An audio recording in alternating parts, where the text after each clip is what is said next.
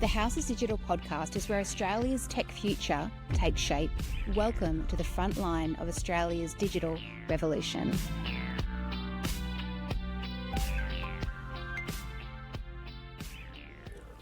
Professor Tanya Monro, thank you for joining us today on the Houses Digital. Great to be here, Amy Rose. Professor Tanya Monro, you make a lot of decisions throughout your career that people never see. What matters the most right now? What's the most important decision that you're thinking about right now? We live in a world where emerging technology is disrupting everything we do.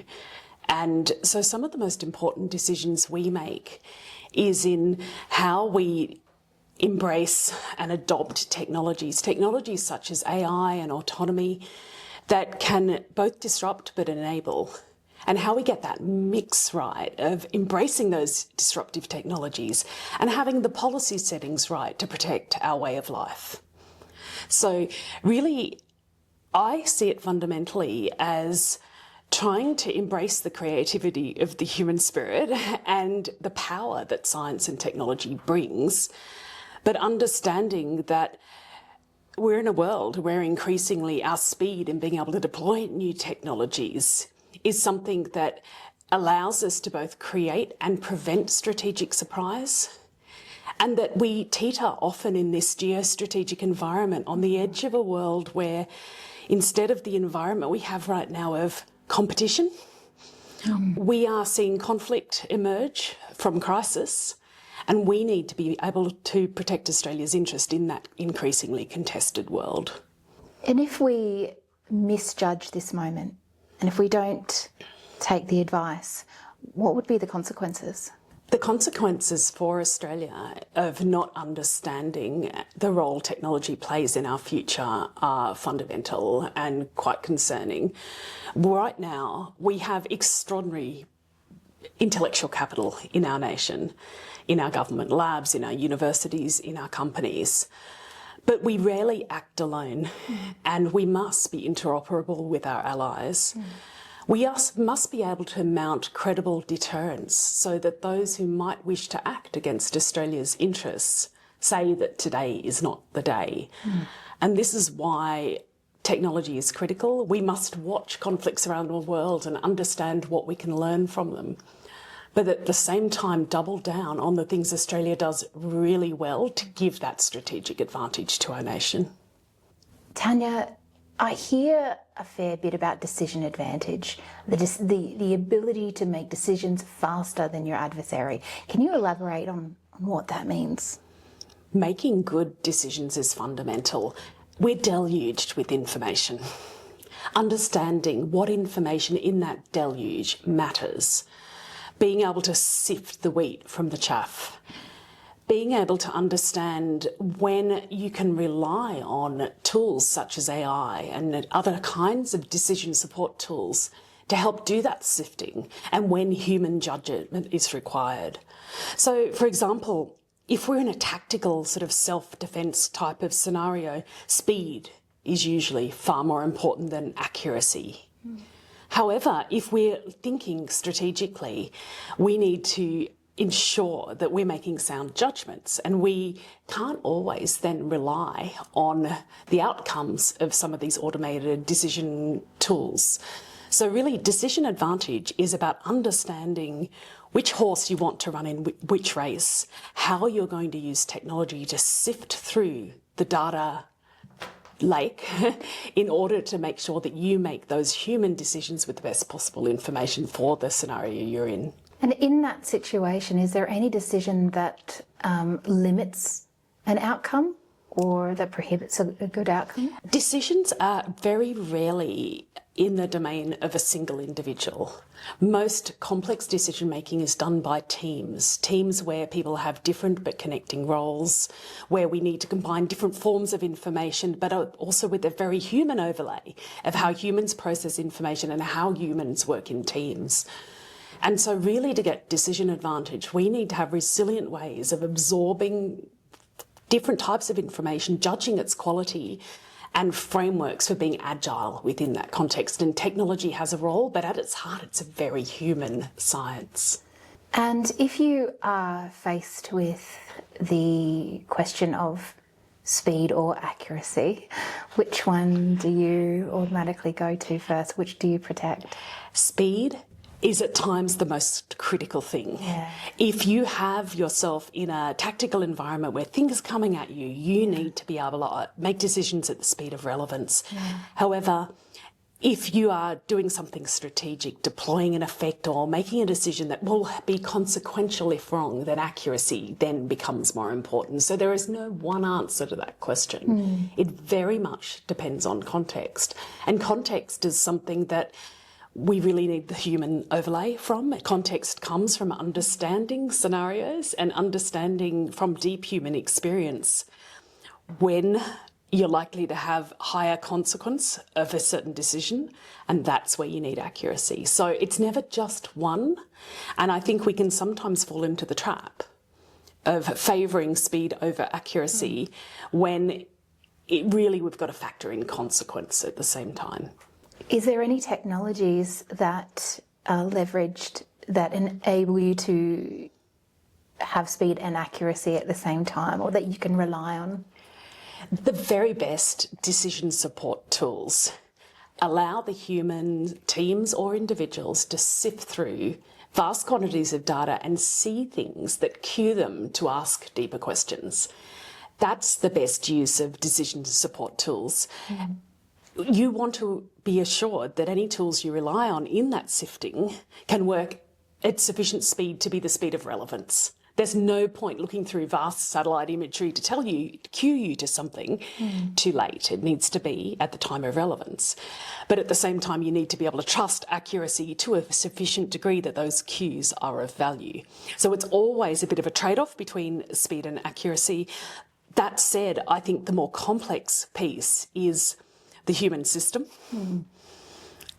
As I mentioned earlier, it's rarely a single individual sitting there making decisions in splendid isolation.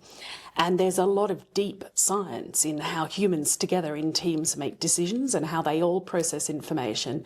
And so this is where the cutting edge really is in decision support tools that help mitigate data deluge while supporting the way teams operate resiliently under stress.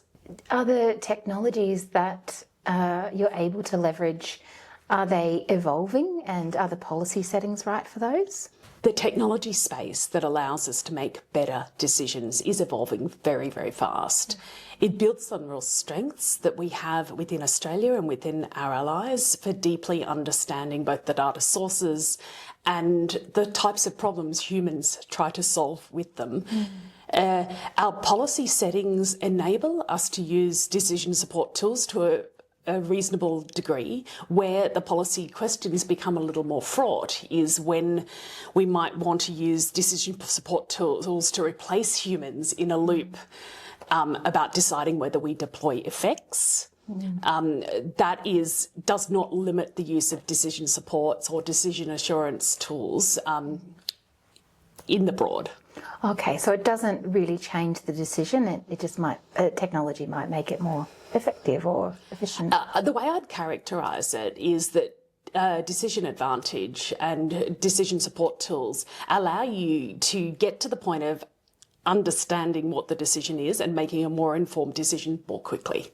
It does not replace a human in making that decision. I think that's important too. Not replacing the humans in this piece. I'd love to know a little bit more about EDT and what that means for those on the ground, and maybe even paint a picture about, you know, what that essentially, how you leverage from EVT. So the ASCA Emerging Disruptive Technology Program, or EDT for short, is a critical program because what it allows us to do is to work with the bright minds across our nation, our innovators, our scientists, our technologists, communicate at a classified level when necessary the deep challenges that defence is getting after and where we need new disruptive technologies to help us solve those problems. What we do then is set specific topics where we want good ideas to come forward. And what is quite unique to this program and all ASCA programs is that rather than either funding great ideas that people have or commissioning a response to a specific specification, what we look to do is co-create solutions that allow our partners to better understand the defence need and us to better understand what I call the art of the possible. Because I describe all science as being about the art of the possible, proving whether something is possible so that we can then mature and apply it. So in terms of EDT and the particular call we had on machine reasoning and automated data integration and AI, and linking it back to the earlier part of our conversation about good decision making, good decisions require an ability to be able to foresee and assess the implications of any decision. And emerging AI can give us some really good tools like developing narratives given any situational data, and help us with the kind of crystal balling rapidly and considering how we evaluate possible courses of action. But of course, any AI is only powered by data from what has happened in the past. It can't, of course, see into the future. And it's trained, generally large language models are trained by their very nature to give middle-of-the-road answers. They don't have that flash of brilliance that we associate as being the human special sauce that allow us to see, the genius strategies or the tactical advantage. So we've got to be really careful, because AI, while it's incredibly powerful in essentially opening the aperture to think about possible consequences or courses of action, it comes across as supremely confident. And we all know how we feel when somebody comes in supremely confident, whether it's a computer or a person. We tend to ascribe it an authority that it may not be due. So it really then is on us to use the AI the right way, almost to use it as the fodder for the human consideration. What worries you more, under-trusting or over-trusting? At this moment in our history and our technological evolution, I'm more concerned about over-trusting AI because of the way it mimics the human voice in essentially confidently asserting a fact, particularly if that fact aligns with your own biases and prejudices, because the way we use AIs, that tends to be what we draw from them. So I think we need to develop practices of actively contesting AI, almost seeing it as that first draft that allows us to get moving faster, but realising that we have this very human and natural reaction to that confident voice that speaks to our biases. How do you, from your perspective on AI, do you see, I also undertrust AI, but I think there will become a time where we might just trust AI, and that might be some time away. But do you imagine that it's a distance away, or that we're on track to be able to rely on it more? I think that AI does exactly what you would expect it to do. It gives us the middle-of-the-road answers that it come from data of things that have happened in the past. It gives us that in a confident voice. It tends to respond to our biases and our own thinking because of the way we prompt it. And I think in our workplaces right now, we both undertrust and overtrust AI. In fact, there's some really interesting research that shows that employees that are really engaged tend to be more thorough in contesting what AI tell them, whereas employees that are less engaged are more likely to just take what AI gives them as read. So I think we have complex workplaces that either use AI or don't, but trust or under or overtrust it differently. I think the reality is that we all need to get better and better at contesting AI, because it will hallucinate. That is the nature of these large language models. In a way, I think the language artificial intelligence is poor language for what we have. We have tools that allow us to make inferences about data and language, which are really helpful in speeding up our own thinking and planning. And that's the way I like to think about it. But look, back to the EDT program, we have had 123 submissions from across the ecosystem, which really shows the talent that there is that's aligned to this priority. And we've invested $40 million over 4 years in programs that we are collaboratively working with that ecosystem on. So I think we'll continue to see new opportunities to use decision support tools. We're already using decision support tools in order to be able to respond at pace, and it'll only increase. And what do some of these applications, what does one of these successful candidates look like? If you're talking about an EDT program, what to me success looks like is partners, whether they be in our universities or in our small to medium enterprises, that have come together with Defence to co-create a potential development for technology that addresses a defence problem, that allows these partners to more deeply understand the defence requirements and thus become a better partner, and helps Defence chart the course from the idea to the capability.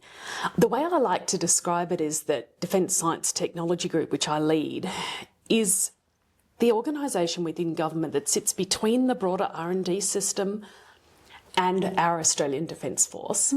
We speak the language of R&D and have deep subject matter experts, but we also work shoulder to shoulder with our people in uniform.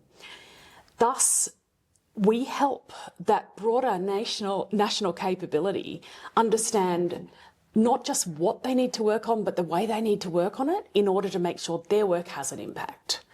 And so that's what good looks like to me. We're working on projects that are co-created, that have a pathway to making a difference. They won't all succeed, but they will all help us have better capability, even the ones that don't succeed. And look, it's also about seeding the future of our Australian industry, which comes from our intellectual capacity as well. That is really exciting. And I say that because often in other government departments and regulators and policymakers, they often look inward to source talent, and that's sometimes not the best pool to go to. And the pool is at universities. We're at the Australian National University today, and there's an abundance of expertise out there. We have such a talented nation. Yeah. And I think the shift you've just caught, Amy Rose, is a shift a journey we've been on for about the last 10 years.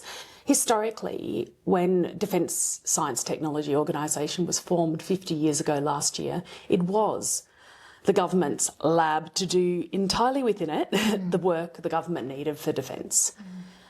Over time, a few things have happened, one of which is that more and more fields of emerging technology and fields of research are now directly relevant to Australia's defence.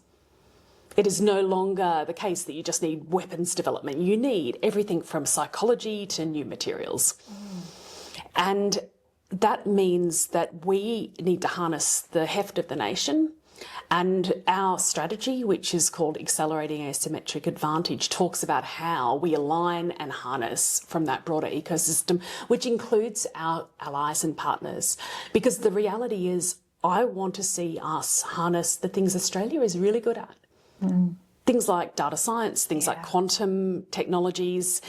There are a number of areas where we do pull well above our weight, but we are not of a scale where we can do everything we need. So we work very closely with our international partners in a range of ways through the Five Eyes, where I describe it as the equivalents of DSTG in all of our other Five Eyes nations partners are one bigger team that serve all of our nations.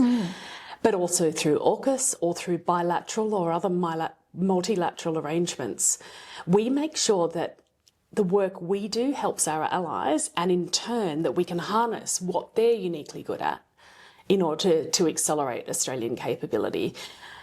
In working with our National Brains Trust, as I said earlier, my job is to make sure that the priorities the government set for defence science are well understood by that system, and that we have the right kind of security arrangements in place to make sure that when we make an advance, that is to Australia's advantage. And I acknowledge the role universities should play for free exploration of knowledge, but we also need to understand that many areas are dual use and can have significant defence and national security consequences, and we need to manage that appropriately. And I've been really pleased with the way the Australian university system has been lifting its maturity so that it can work better in that space. Actually, as universities evolve over time, you know, their role within the education ecosystem, I think it's going to innovate itself in different ways. So it might just be a more collaborative talent uplift that we see across all departments of the government. I agree. I think we have to take an intrinsically collaborative approach, and that's why I'm a very strong advocate of mobility. When I came into DSTG nearly 7 years ago, it became very clear to me that the vast majority of our senior scientists had come in as cadets or graduates. Extraordinary people. When I look at the role we have today, we need much more mobility across our system. And we've set a number of programs up to help drive that. One is our mid-career graduate program, which is called our Navigate program, which won an award through SAGE last year for the work it's doing in driving a more diverse workforce. Its mix of male and female scientists is 50-50, which is significantly higher than historically. But actually, what is less discussed is it's about taking talent, whether that's talent from universities, talent from industry at the mid-career level, so sort of 5 to 15 years post a PhD or equivalent, and bringing it into the defence context and saying, you have talent, you have deep experience, you know how it is to work in a company or in a university, you can contribute to the defence mission and we will help you find out where you can make the biggest difference. And similarly, we encourage our mid-career researchers to go out into the system. Because ultimately, the way I describe it is my people are the science force, the uniformed science force, even though we don't have a set uniform. No. And all of our partners are the reserve science force. And we're in a time of competition now, but if we were to move into crisis and conflict, which can happen on the smallest shift in the world, we need to be able to harness our nation to protect our nation. And having that network, I think, is imperative. Relationships, ways of working, and a deep understanding of what we're really good at. So we have partnerships across our wonderful nation. Every state and territory has access to a state-based node of what we call our ADSUN network, which is our Australian Defence Science University Network. And these are partnerships between the state governments and defence, where we try and connect talent and appetite on the ground with defence opportunities and problems. So it's just one mechanism we use to try and activate the system. I guess you could probably, and I never thought about this, but talent is a piece of the defence's toolkit, I guess. And in Australia, I know that there's a bit of a tech deficit in some ways. Some jurisdictions are more attractive than others. And so retaining that and finding that talent is so important. Oh, I never thought about Amy that. Rose, the whole talent pipeline thing is a critical element here. We train extraordinary people, and obviously my part of defence is where the majority of the PhD qualified scientists, researchers are. But that said, across the broader defence enterprise, STEM talent is in demand and is required, because the way I see it is that it's about being able to make decisions based on data and evidence and generating the data and evidence required to make better decisions, which links it back to the earlier part of our conversation. Now, Australia does produce great STEM talent. The bigger challenge I see is in the broader STEM career pathways across our system, our national system. You know, too many of our jobs in this space are transient or short-term or fixed-term. Jobs within government are good because they are secure. And, you know, when somebody comes into my organisation, they may have 5, 6, 7 careers in one, where they come in to do one thing and end up getting opportunities to move project to project and learn entirely new skills.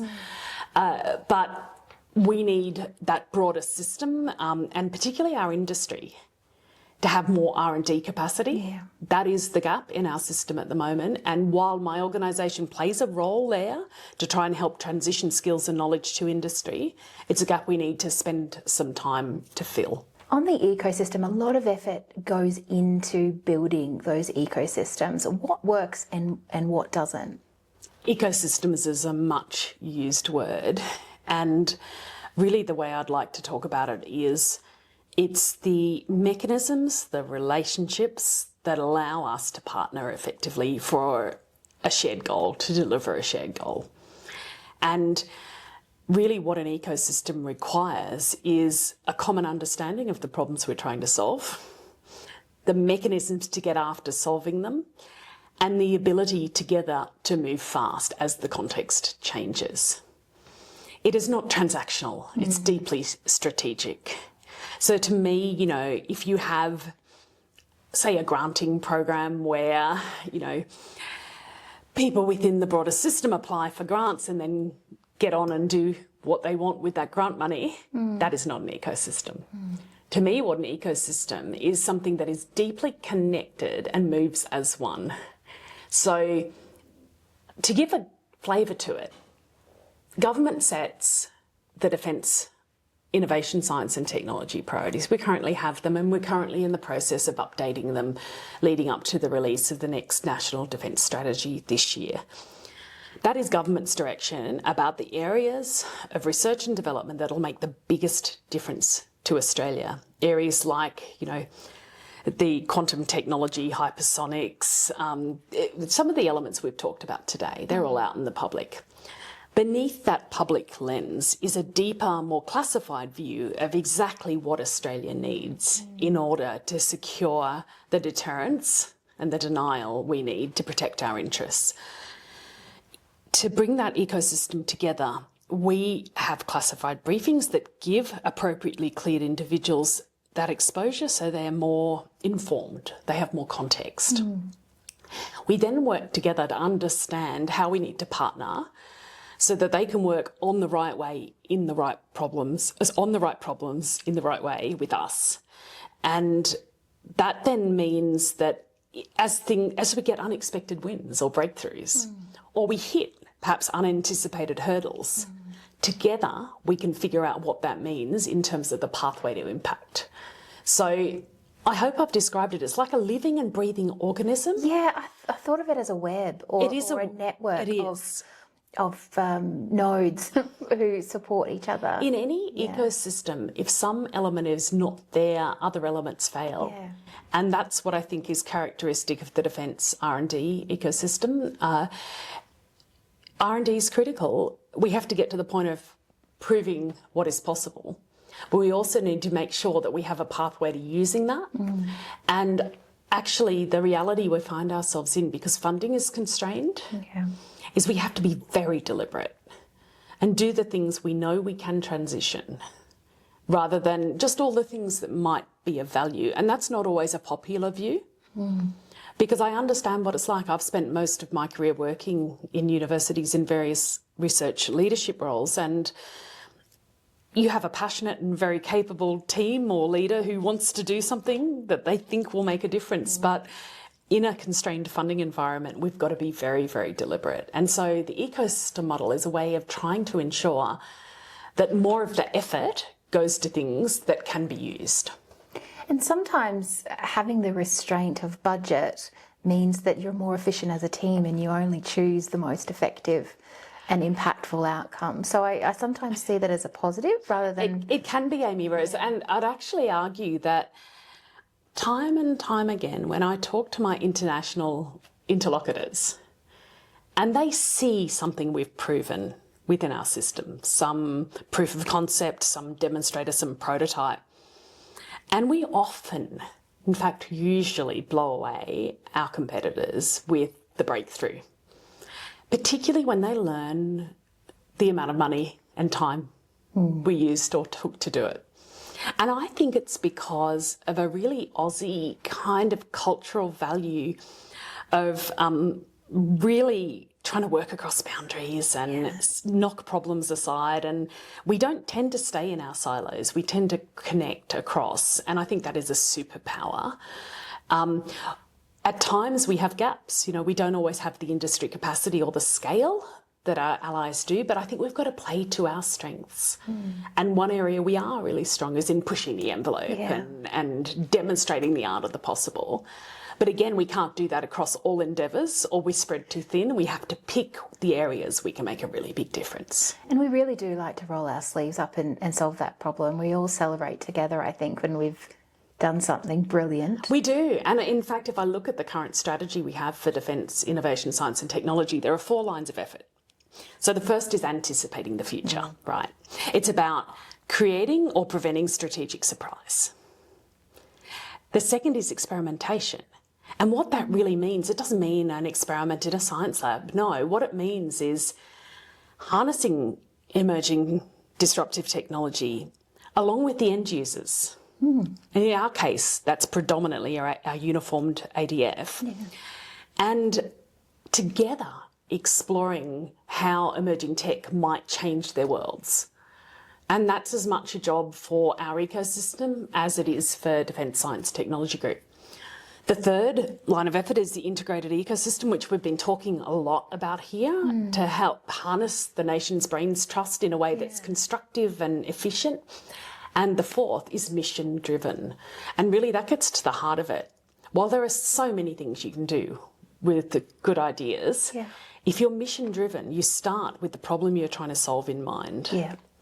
And the problem might be, in this particular operational context, I need decision advantage. And then you work backwards and you see what good ideas come from that.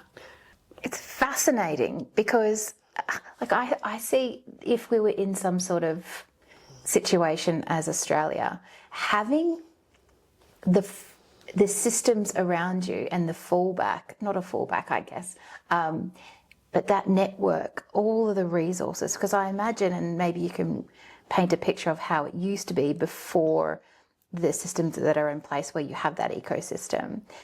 But now, as part of your toolkit, you have the brains trust, you have these 4 pillars, you have essentially a network of options available to you if Australia requires it. I like your characterisation, Amy Rose. I'd characterise it as still developing. We have a pretty good read on the capacity we have in our nation, but we need to keep exercising it. We need to keep honing it. I'm really focused on focus, scale to get impact. So by that I mean, say our universities. Historically, we tended to work on every topic with every university. And yes, particularly our larger, more comprehensive universities have fantastic research across just about every discipline. But we as Defence need to have strategic partnerships that really focus on the big rocks we're trying to move.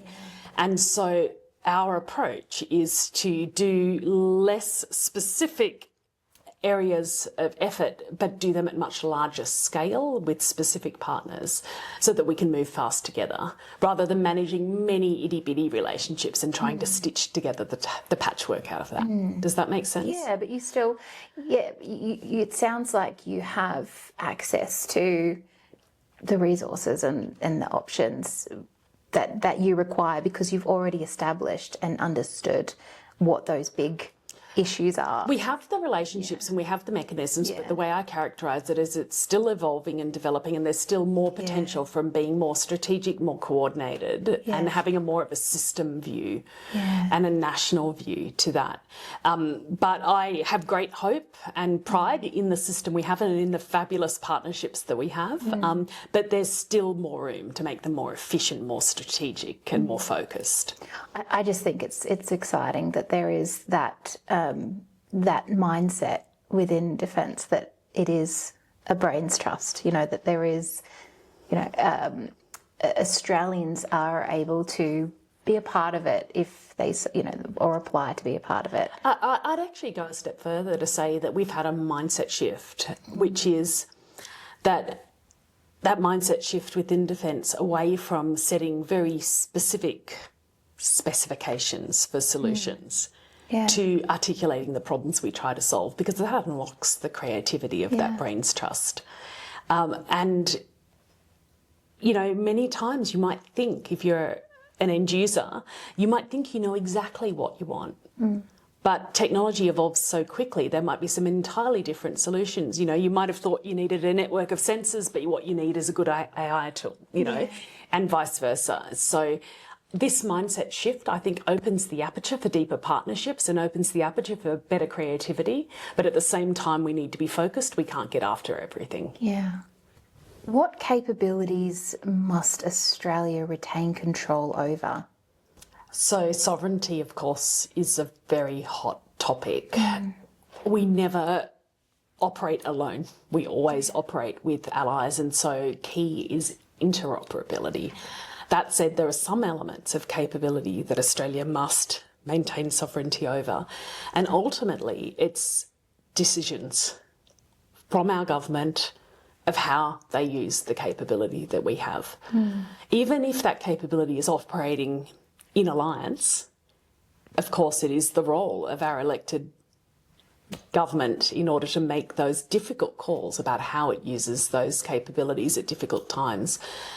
Underpinning that, though, we need to have a deep understanding of the sovereignty implications of that capability.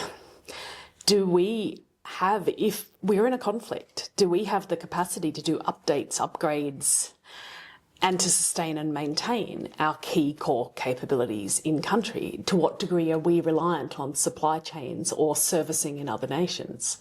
Which is why we've increasingly over the last few years been thinking about what we need to have in place to both allow us to be interoperable but allow us to have appropriate sovereignty.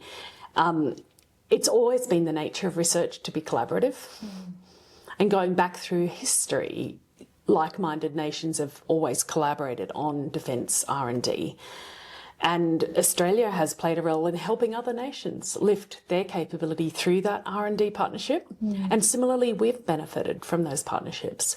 But what is increasingly happening is beyond this research collaboration, which I'd describe as co-development, we're increasingly working with other nations on co-production and co-sustainment. And these are essential pieces for sovereignty as well, because it's all very well having a system we could deploy in peacetime.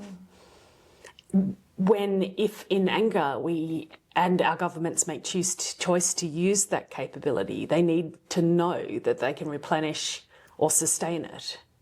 So these types of arrangements take time to build, and they're not done in isolation by our nation.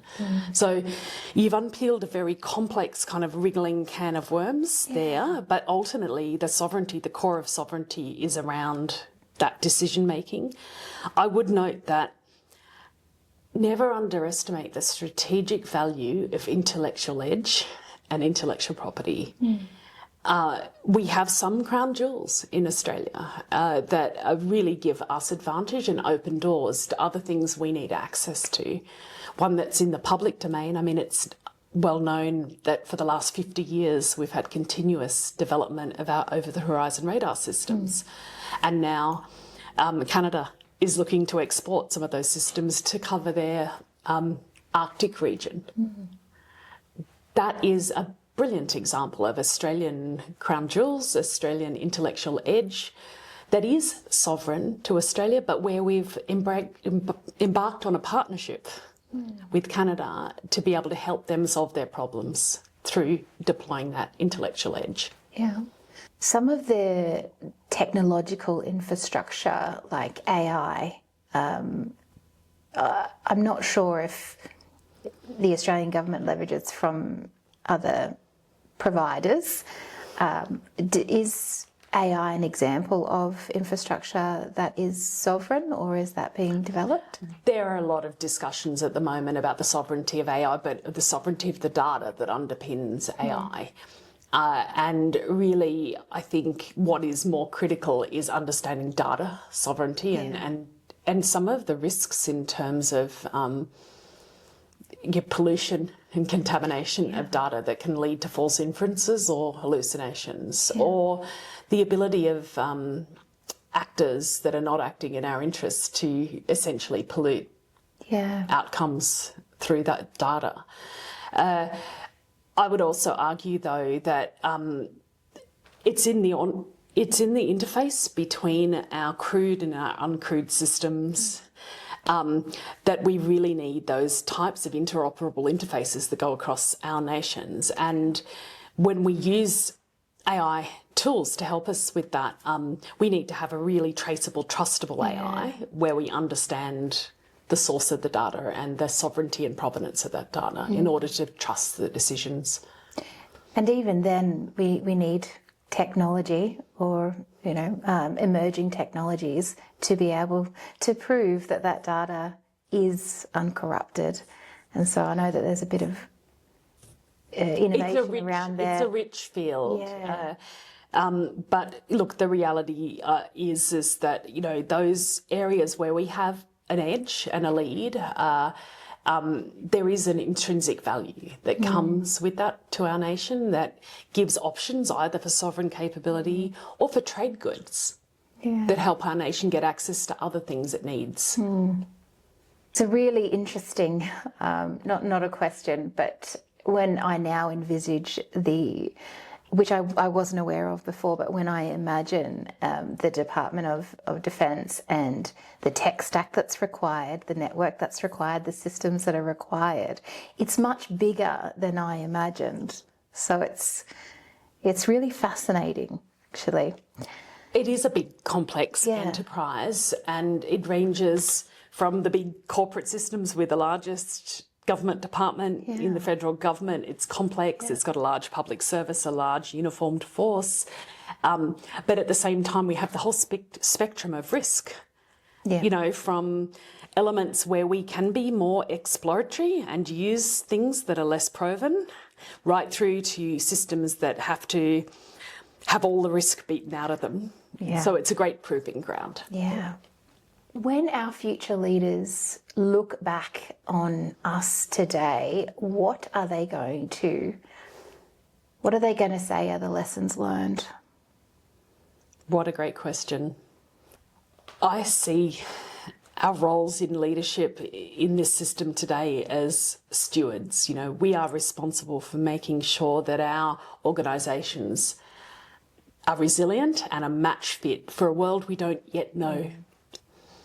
And so I hope future leaders will look back at the decisions we have made today and are making today across all of our institutions and see that we set the foundation for the deep partnerships and that deep connection within that ecosystem that allow us to pivot to our nation's needs and deliver solutions at the speed of relevance.